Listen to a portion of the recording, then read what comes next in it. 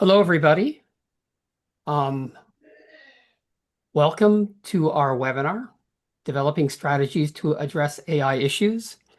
Today, we want to start with our land acknowledgement. The New Language Solutions is based in Ottawa, Ontario.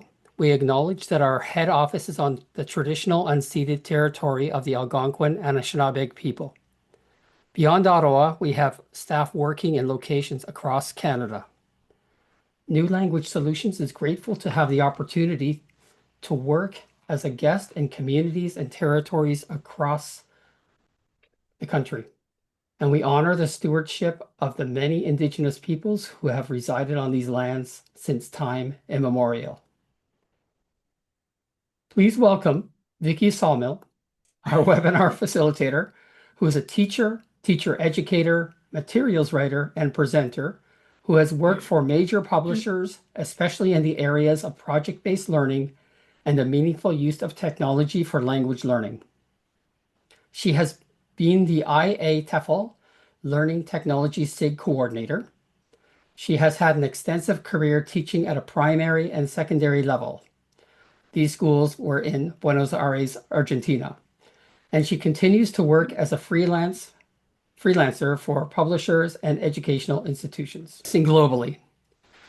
Welcome, Vicky, and thank you for presenting to our community. Hi, thank you, John, for the lovely introduction.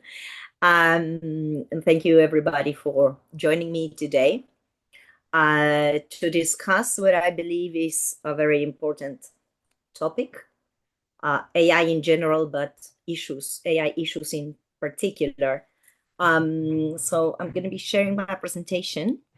And so today I'm going to be talking about some of the issues that I have identified with AI. There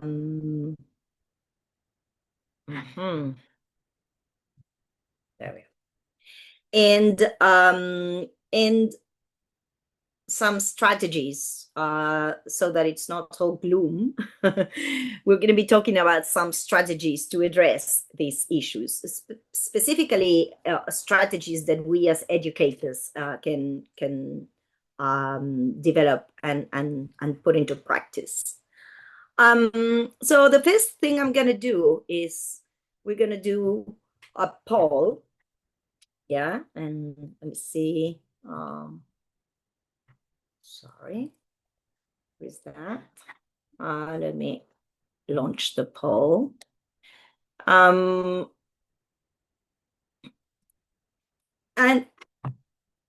I would like you to know, I'm going to do first. Question number one, which of these issues related to AI you're familiar with? Because there are some that have been talked about a lot, but maybe not all of these. So can you please vote in the poll, please?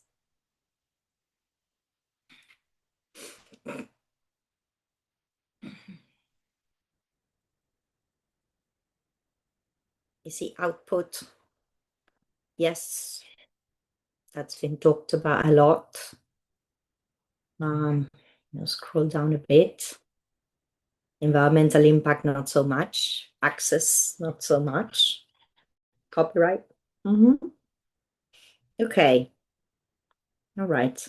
So these are the issues I will be sharing with you today. We're going to go into detail for all of these. Of course, not into all the detail I would want because I would need much longer, but okay. So the first issue is inherent biases and assumptions. And I'm sure you are aware of ways in which AI output misrepresents the reality and shows us biased results. This has to do with many things, but the most important thing is that AI is a giant database. It's a large language model that has been fed with an impressive amount of data. And of course, the quality of the data will determine the quality of the results of AI. So we should ask ourselves what kind of data is fed into these models. And the truth is, there's an acronym that was coined a while ago. It's weird, and it refers to content fed by rich democratic countries, Western educated, industrialized, rich, and democratic countries. And that leaves out a whole lot of other countries and societies that are not well represented in the data that has been used to feed these models. The other thing is that by feeding, for example, AI with the classics, that's historical bias, that represents a society that's not current society.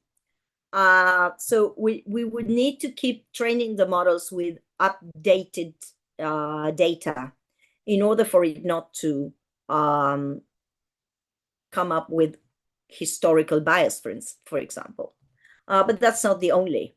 Representation bias, yes, the data lacks diversity.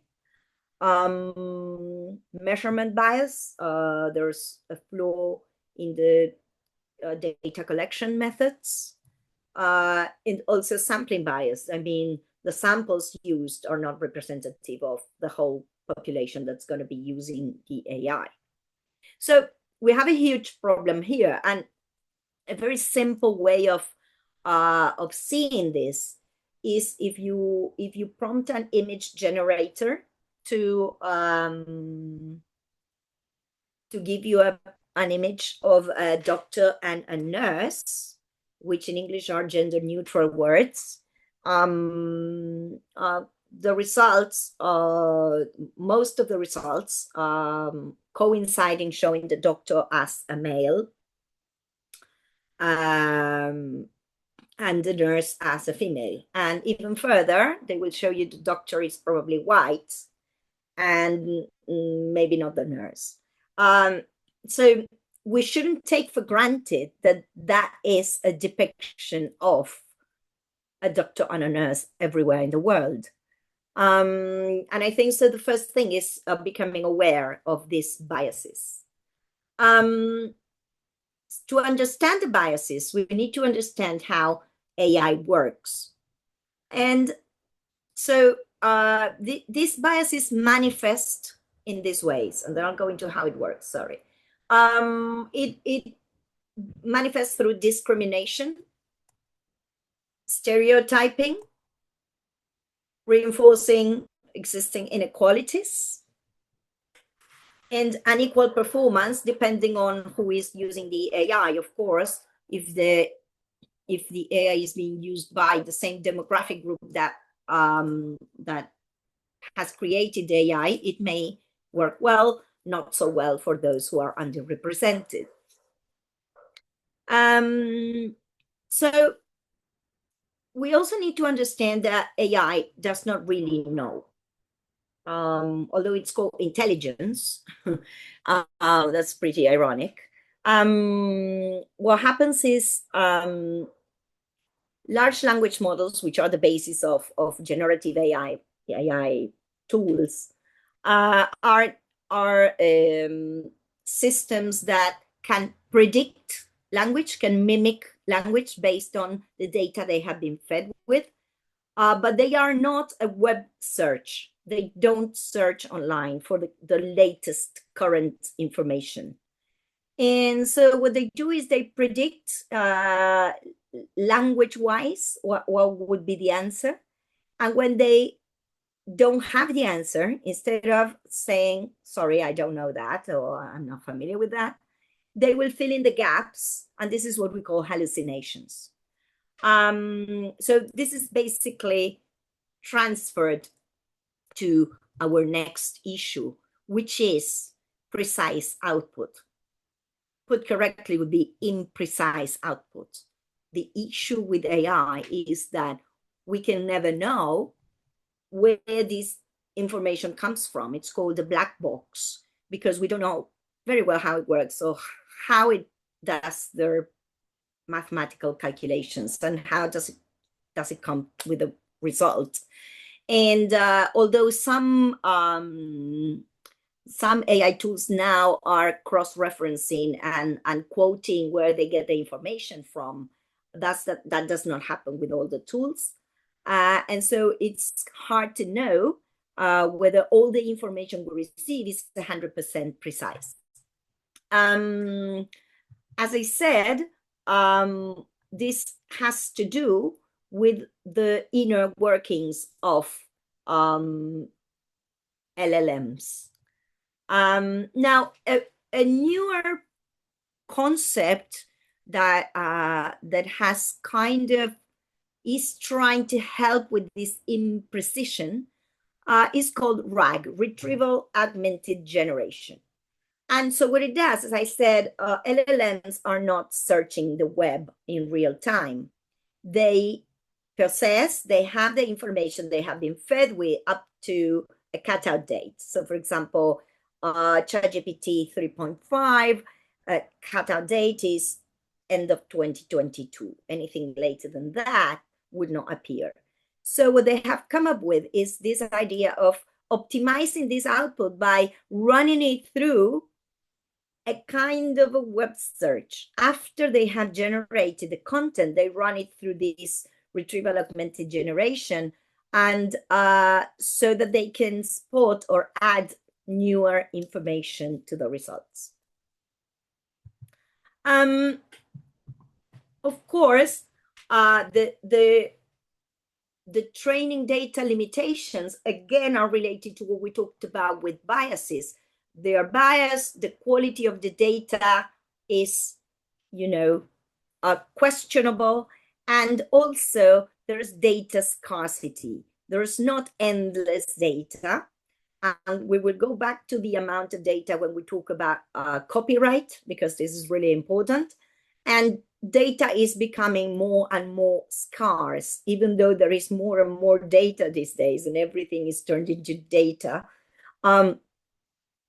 There is scarcity of data, and LLM and AI service providers are hungry for data.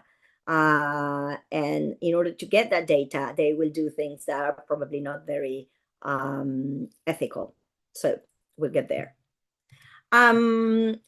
We talked about model functionality. There are hallucinations.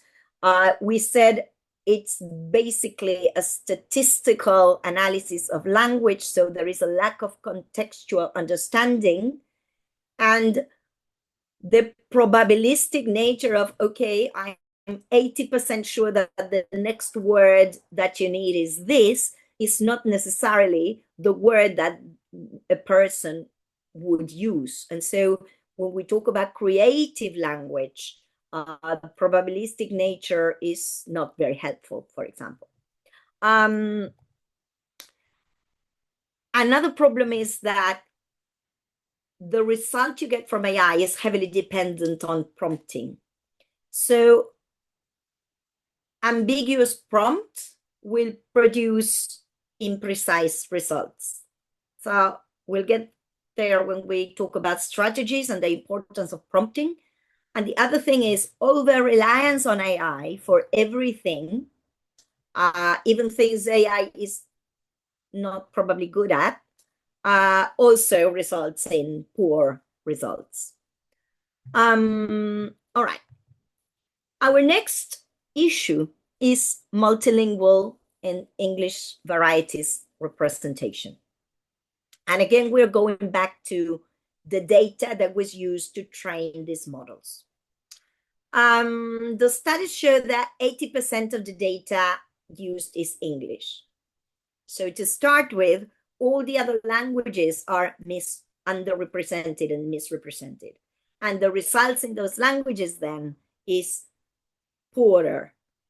worse, much worse than the results in English.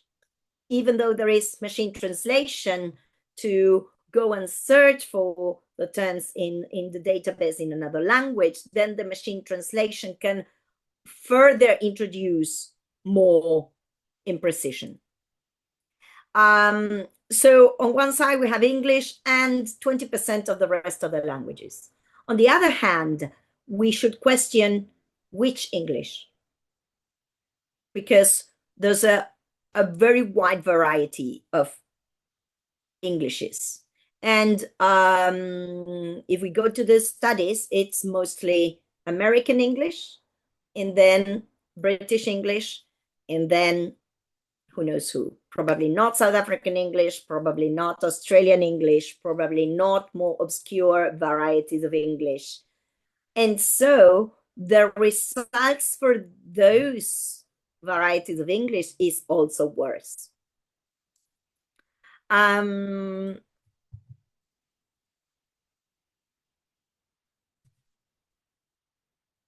This is something we probably can do nothing about. It's very sad, but I have no power to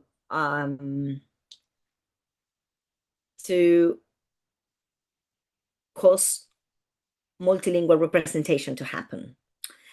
So we need to trust that AI service providers will realize this and try to introduce data in more languages and in more varieties of English. Again, not understanding or not having enough data about certain varieties of English and certain languages makes it difficult to understand nuances and context. So literal translation, we know it's not enough, and AI will have trouble understanding something that is not literal. And understanding context, which humans can do quite well. So that's for the time being, that is a problem that is not easily solvable. Our next issue is data privacy and copyright. And I'm going to talk about both because although they are related, they are a bit different. On one hand, data privacy has to do with the training data and how it has been collected and used. And for the most part, transparency and consent are missing altogether. I would say that as a rule of thumb, the freer the tool, the more data you are giving away to these service providers, because they are keeping all your data and they are using it to train their models. So they are not asking for permission. The fact that you agree to use the services without reading the small print, and so there go all your details. So that's a huge problem with data. The second problem is copyright. And regarding copyright, again, we have two issues. One is the copyright of the works that were used to train the models. And for the most part, all these models have been trained with copyrighted data without asking for permission. And there are lots and lots of cases in court where, for example, the New York Times is suing OpenAI and Google because they have used their news database without permission. At the time of speaking, there have been no rulings in these cases. And so we are still, we don't know really well what's going to happen. But I guess that if a judge rules that this is illegal and that the ChatGPT, OpenAI, Google, and Microsoft need to remove all the data that was used without permission, I'm afraid we wouldn't have much of an LLM left. We wouldn't have much data left. So I'm not sure what's going to happen, but all these could collapse. Now, for example, library Genesis is quite interesting, and if you go in there, you can Google it. It's hyperlinked anyway. If you go to library Genesis and you put in an author or the name of a book, it will tell you if it has been used to train an AI model, and it's quite interesting. I found out one of my books has been used without permission to train AI. So there it goes. Not that there's much I can do about it except sue them, but that would take very long. So that's interesting to see. The second problem with copyright is who owns the AI generated content. So you go, you create an image, you create a text, you create materials, and the question is that yours? Could you possibly put that into a book and sell it as yours, you as the author? And so far, the answer is no. The answer is you are not the author. Now, I mentioned potential of infringement there because we said AI produces output that derives from the database. And so two people prompting similar things might be getting very similar results. And they might be suing each other for potential of infringement if they publish something that is very similar. That's a huge problem. So is something you created with AI yours? I would say you can use it for internal purposes, but not for commercial purposes. Of course, there's also ethical considerations, accountability, how they use data, how they collect data. They should be more transparent. They should explain, and all of this is still, very new. So there are not enough laws yet to regulate this, the world of AI. The next issue is the environmental impact of AI. And I am quite worried about this one. And when I did the poll at the beginning, not many people was aware of this. So I'm going to walk you through some data related to energy consumption, carbon dioxide emissions, water consumption, and e-waste. Let's have a look at each. So Gen AI models use up to 10 times more energy than traditional search queries. And here you have an example of chips and the amount of energy chips use. CPUs are what normal computers use. So CPUs consume 100 to 200 watts per chip. But the chips used for AI, which are GPUs, the newer ones, dated 2024, use 10 times more, almost 10 times more. So the energy usage is pretty high. Regarding carbon dioxide emissions, they account for 2.5 to 3.7 of global greenhouse emissions, AI-related carbon emissions. And this is more than the aviation industry, which stands at 2.4. So for a long time, we've been told, don't fly, cut out on flying because it's very damaging to the environment. But AI is even worse, and it's getting bigger.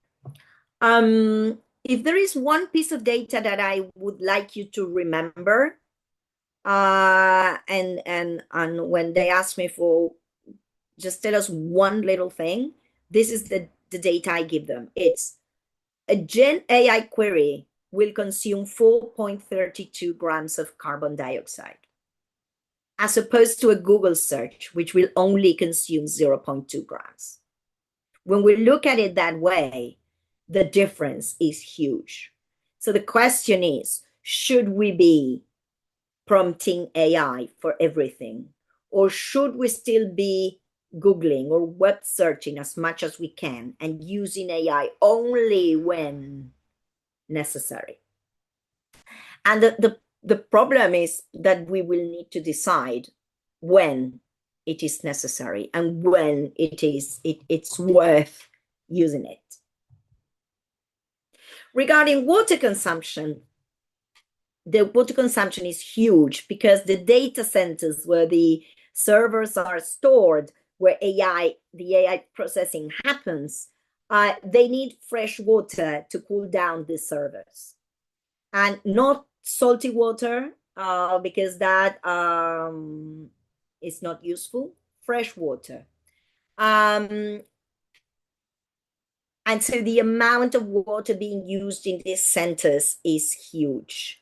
Many AI companies are trying to get deals to come to South America, where they have access to water.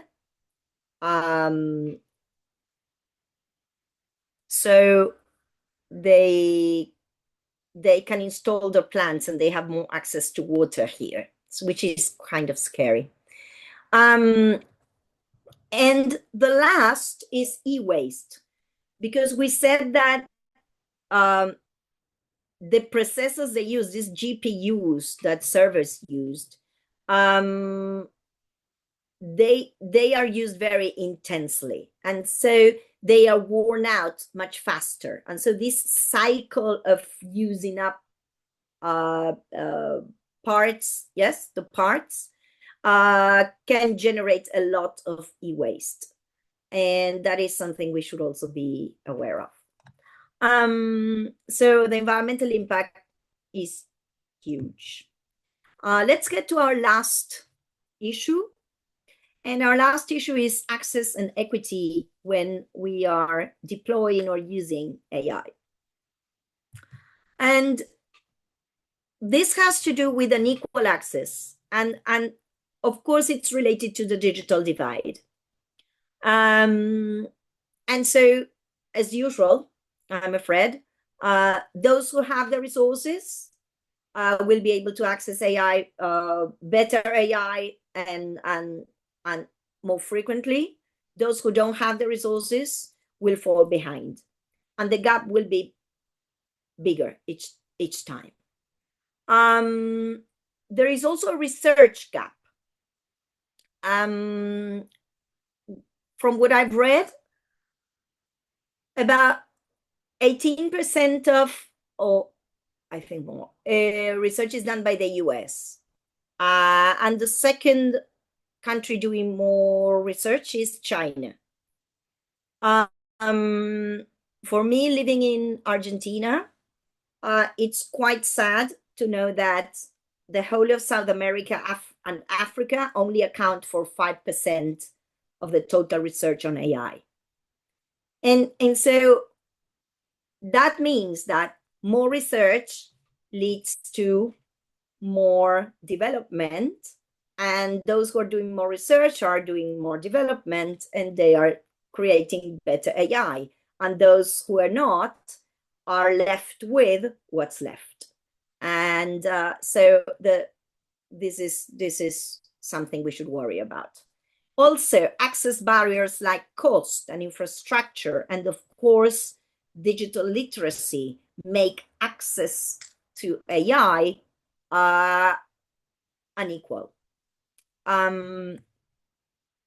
Also,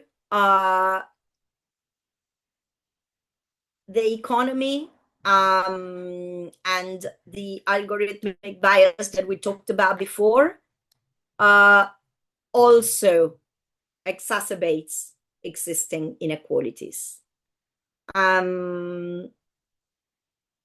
So I know this is all very sad, So in the second question of the poll, and you can, of course, let's have a look at it again. Second question of the poll. I would like you to rank these issues in order of importance. And I'll give you a couple of minutes for you to choose which you think should go in column one being the most important, and which should go in column 8 being the least important.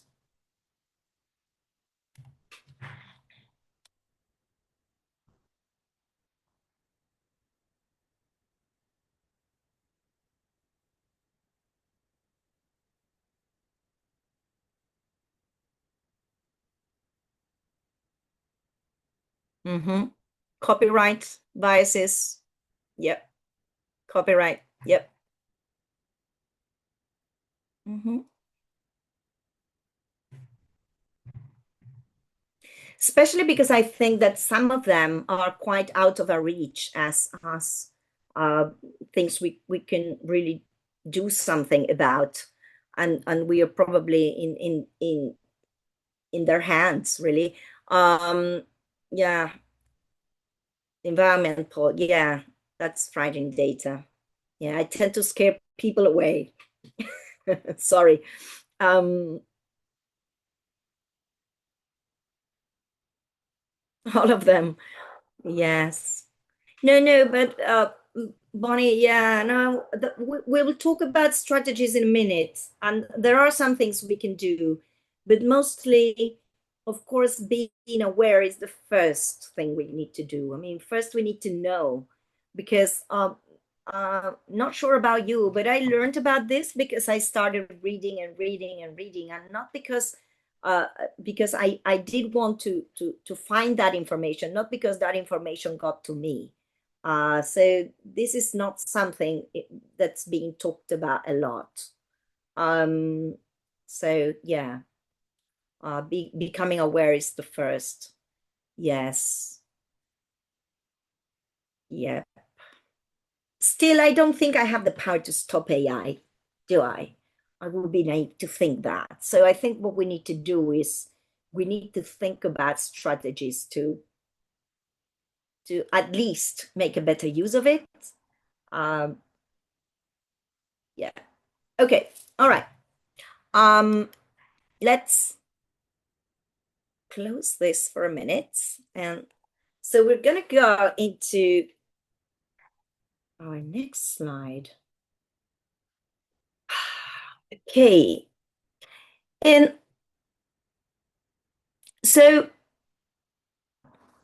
I want you to take a minute and I want you to think about, before I give you my strategies, which of course I've been thinking about for a long time. So it's not really fair that I'm going to ask you to do this in a couple of minutes. But what do you believe are some strategies that we have at hand? I've been clear about some things I think we have no power over, but some others we might. So do you have any strategies you can think of on now? Put them in the chat, please.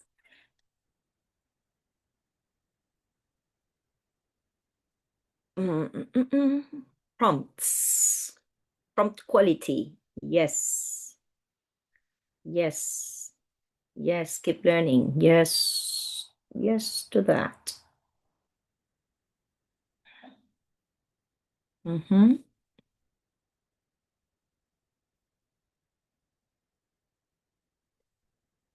Advise peers not to idle their AI tools while not using them. Yes. Yes. Well, it's the same with everything, right? Do we turn off our equipment? Do we unplug our computers every day? Do we unplug our TV? I guess they don't waste as much energy, but everything does waste energy in the end. Yeah. Sparingly and judiciously. Amen to that. I like that. Yes. I see so many people on social media just playing around with it for no reason. And it's like despairing to see. Yeah.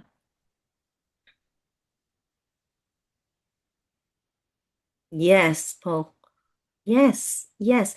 The other thing, and I'll go into it when we talk about the strategies, is have you noticed that Google, for example, they will give you an AI overview, even if you don't ask for it by default, and it's almost impossible to disable. So I found a way. So I'm gonna tell you later. Yeah, but this AI, these AI add-ons that they have installed by default for almost everything you do now is terrible for me. Yeah, yeah. Cite every use of AI. Yes, Bonnie, I think that. Yes. Yes, Bon. Yes, yes. Minus AI after every search, and it will avoid the AI overview. That's the trick. Well done. Yes, yes, yes, yes, yes. Okay, excellent. Okay, so let's have a look at the strategies I have thought of, which are probably not the only ones, but let's have a look. So I think that, as I said before, this is what can we, what can we, You have any what can we as educators do? I mean, we are not working in these companies. There are lots of things we are unable to stop, but there are some things that we could do to make it at least a little bit better. So let's start. To start, I think we all need to create guidelines for responsible use. And that means that whether you're working with a formal or an informal setting, you need to have a code of conduct that is specific for the age of the students you're teaching, whether they are adults, whether they are higher education or primary or whatever. Not that I would use AI with primary, but still, I know people who do. So have a code of conduct, and this code of conduct should take into account the capabilities, the limitations, and the privacy concerns when using AI. Do's and don'ts. And I have seen some very interesting, I think it's in the next slide. Yeah. Okay, this is from the this school district in Washington, and this is their code of conduct. And so you have student responsibilities on one hand, use it responsibly, understand the limitations, blah, blah, blah. Yes, consider biases. And so, of course, this alone is probably not helpful unless you do activities to make students aware of all of this. But it should be in the code of conduct. And then you should do training to have everybody learn about this, and not just students, but we need to learn about this.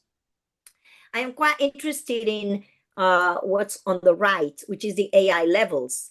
And the AI levels says these are levels that may be used by teachers to communicate their expectations for student use of AI to complete assignments.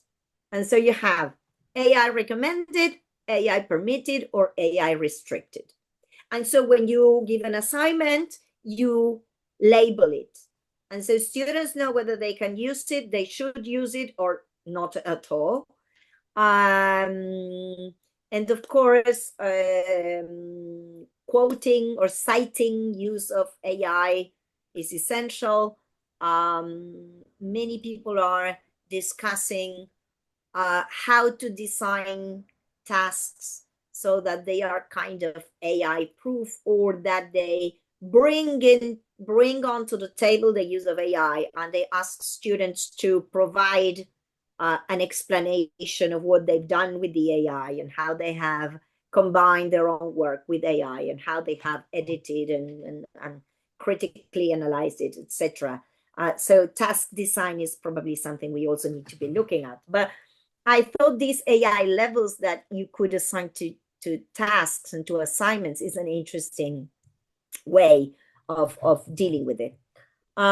Still, I don't think there's a recipe. I don't think there's a code of conduct that's perfect. I think it will definitely depend on your context, definitely on the age of your students, and definitely on your government's, your country's laws and your district laws. And so I think each of us will need to create guidelines for responsible use that are aligned to the local context. All right. I think most of the strategies are encompassed under this umbrella term, which is AI literacy. And AI literacy for all, for us, for students, for everybody. So in AI literacy, I would say that we need to raise awareness of issues, all of the issues. And so we need to design tasks that bring these issues to the forefront so the students can see them in action and can say, oh, I didn't know that happened, or oh, look at the biases when I generate an image, or look at the imprecise output when I ask him to do this. So I think we need to create tasks so that students see AI in use and they become aware of the issues. These tasks should foster active and critical thinking. And I think it is critical thinking that we are slowly losing because we are relying too much on AI, or not me, but people are relying too much on AI without giving it further thought. So I think we need to bring back this critical thinking. Okay, did you use AI? Let's have a look at what it gave you. And let's have a look and see if this really works, if this is really what you need.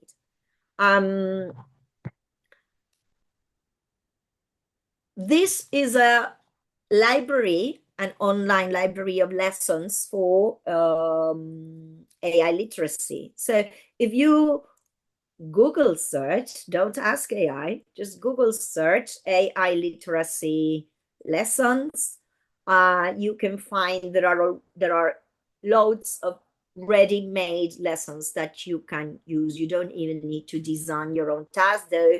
If you need to apply it to a very specific context, it would be advisable, of course.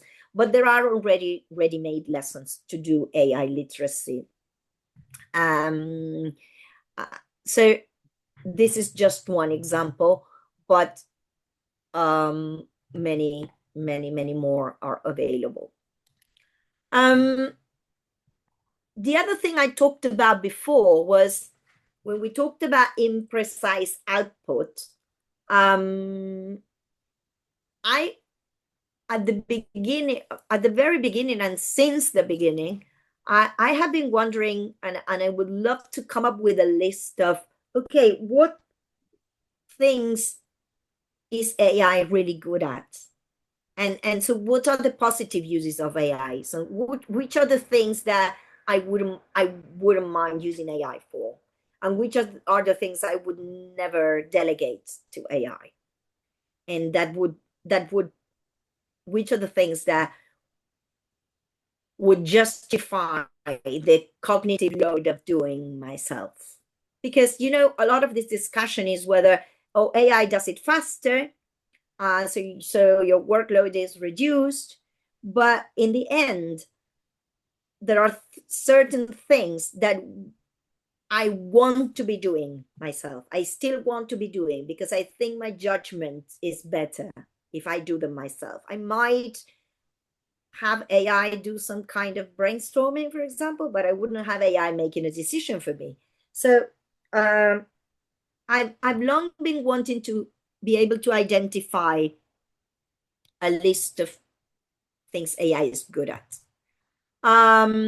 So once we have identified that, okay, AI is good for this. Okay, so for these particular things, which is the most effective tool I can use? And smaller models are more effective than bigger models, especially regarding the impact on the environment. Bigger tools, or tools that can do a wide variety of tasks, like ChatGPT that can do almost everything. It can do text and images and anything you ask it. That means it has to go out and look and search and scan a bigger database. And that means it will waste more resources. So if you have a smaller model that can, for example, take a text and create a set of questions for it, or reduce it, paraphrase it in fewer words, you have a specific model to do only that. That smaller model is going to be much kinder on the environment than a big model. So I know people that use ChatGPT for almost everything, and I use ChatGPT for almost nothing. So find a smaller model that can do what you need and keep to that. Another thing you can do, of course, is for the things AI is not so good at, explore alternative non-AI tools. And it's weird that we are talking about this as if, I'm just thinking about 2022. That's 3 years ago. 3 years ago, we weren't even thinking about AI tools. We weren't even searching for AI tools. We were managing our lives without AI, and we were doing it okay. I know AI is fascinating, but there are still loads of things that you can do without AI. And this is very silly, but going to ChatGPT to ask what's the best Italian restaurant in Ottawa is mind-blowing. It's like, why would you do that? You just web search. You just Google that. Go on Google Maps. You find Italian restaurant, whatever. You don't need to use AI for everything. So let's prioritize. Okay, AI is really good for this. All right, not so good for this. Let's explore alternative non-AI tools. These are things I think AI is good for: classifying data, analyzing data and finding patterns, and then predicting, recommending, like social media or streaming services or book recommendations. You give it what you like and they will tell you, okay, you might like this next, as Netflix does. And creative tasks. And as you can see in my list, there's nothing about precision tasks. I think precision tasks that are linguistic, not mathematical, linguistic tasks are not good. AI is not really good at it. At least not yet. I know it's going to get better, but at least not yet. And so another strategy, again, is prompting. We know that the better the prompt, the better the results. So we need to learn about prompting.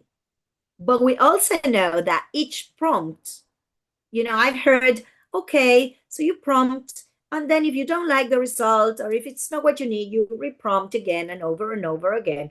And the fact is that each time you prompt and reprompt, you're wasting precious resources. So I'm all about prompting, learning to prompt, and reprompting before prompting.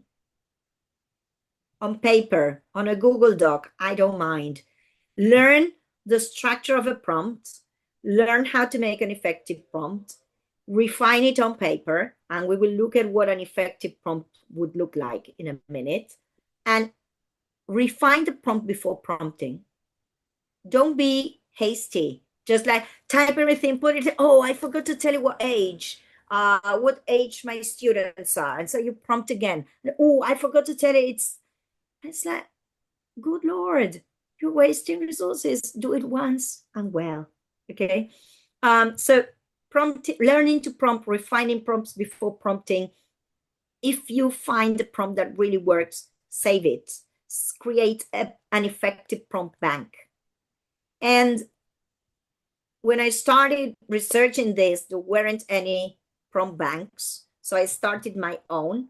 And now there are some prompt banks that I'm going to show you in a minute. So when you prompt, you need to know what you want. So that's the first hurdle. What do you want? Are you sure? Are you sure? If we're talking about a lesson, we need to give it a context. We need to give it a role. We need to tell it probably what methodology we like. Do we want PPP? Do we want task-based learning? Do we want it to follow Bloom's taxonomy? We need to give it as much information as we can, depending on our teacher beliefs of what we think teaching and learning is. And each one of us is different. So you will be needing to refine your own prompts, give context, give details, okay? This is an example of the structure of a prompt. So you have your task. What do you want it to do? In what context? For classes or for students, it would be level of English, age, probably if it is English for specific purposes. So what's the specific purpose? Do we want a specific methodology? You can put all that in context. Is it a one-on-one lesson? Is it a group lesson? How many students? It's not the same. 30 students to 10 students to 2 students. You could include an example, but that's not essential. You need to give it a role. You are an English teacher. You are a biology expert. You are a lawyer, okay? Format, do we want a text? Do we want bullet point? Do we want a table? You know, it can do code, it can do images, it can do videos, okay? But if we're talking about using it for language purposes, it's probably one of these. Also, you can add the tone, friendly, formal, yes?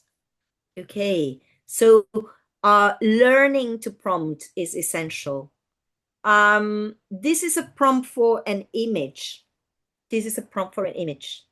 I'm not going to go into detail of this, but again, you have the subject, the style, and various resolution, and you know, some things that are a bit different than prompting for text.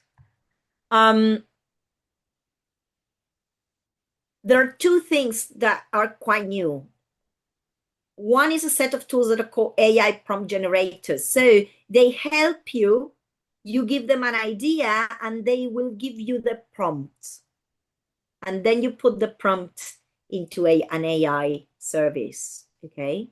So they will help you craft an effective prompt. So that's one thing. Any of these work. And the second thing that I mentioned earlier was the prompt banks. And so there's one called AI for Education prompt bank. It has loads and loads of examples of prompts for all these things that you can see: administrative assessment, communication for students, for lesson planning, loads and loads of prompts. There's also the University of Sheffield. It's not here, but the University of Sheffield in the UK has a prompt bank too.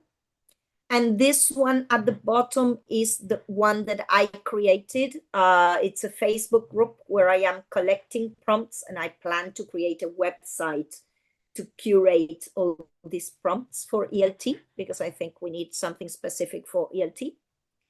And so let's go back to the strategies. We said guide for responsible use, AI literacy, including tasks to raise awareness and tasks to analyze critically, and prompting, learning to prompt, refining prompts, saving effective prompts, sharing these prompts with others. And I think these strategies work as a whole under the concept of AI literacy. And I think that is something we can be doing to improve and to strive for a more responsible use of AI for ourselves and for our students. This QR code will lead you to all the resources I use to investigate all these issues. If you want to read further, they are quite detailed, and that's why there's a QR code. It's like 3 pages of resources. So I'm not sure everybody wants to read that, but there it is. And we have 5 minutes or something for questions if you want to type them in the chat.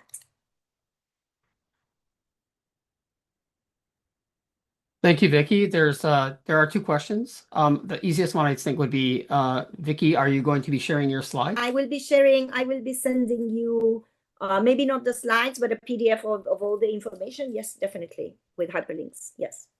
So I will put that underneath the video on our YouTube All channel. right. Is that okay? Brilliant. Great. And Yeah. and folks, that'll be up tomorrow, okay? All right. I'll send a notification across the teachers forum tomorrow. The other question is from Susan. She was wondering about your guidelines, and she was wondering if you think adults would follow the guidelines. I think with adults, I would say with anybody, banning things is never a good cause of action. You feel like you want to do it if you're forbidden to do it, right? I think everything needs to come from a place of understanding, of being aware of the issues. And if you're aware of the issues, you know that using AI for that is not really good. So again, I think it's a question of AI literacy. And once you've done your AI literacy with your students, you can put together the guides for responsible use based on the awareness you have created, probably. I don't think one can work without the other. Okay. Many, many kudos and thank yous are on the chat. Thanks for that. Yes. Yes, I think we need to, cascade this information. People need to be aware. It's like not enough people talking about it. Most people talking about the wonderful tool they found to do this or that. And we also need to be talking about this. Yes. Environmental impact is what has struck me the most. I mean, it's what I've been reading about nonstop because I think it's terrible. And we need to talk more about that. Mm-hmm. Okay, so thank you very much, Vicky. It's been a pleasure having you and very informative. When some of us from our team saw you live, it was shocking, actually, very shocking because we're already at the point of dilemma, and now you gave us more to think about. So we are really moving forward with this. Yeah. Thank you so much, Vicky. This is amazing. And it kind of helped us slow down a little bit because when you have, like Bonnie said, the shiny new toy and everyone wants to explore it and use it to the max. And actually, we were worried about privacy issues, but then we saw your talk and then it's like, okay, it's not only that, but it's like a larger level. And I also heard Deborah Healy talking about the server buildings in her area, and she said they're huge and how much water is wasted to cool those servers. They're building some in Uruguay, just across the river, Rio de la Plata, and it's terrible. It's they're just coming for our water. It's like, really? Yeah. Scary, the things that human beings are doing to themselves. Yeah. Well, the 2030 Sustainable Development Goals, carbon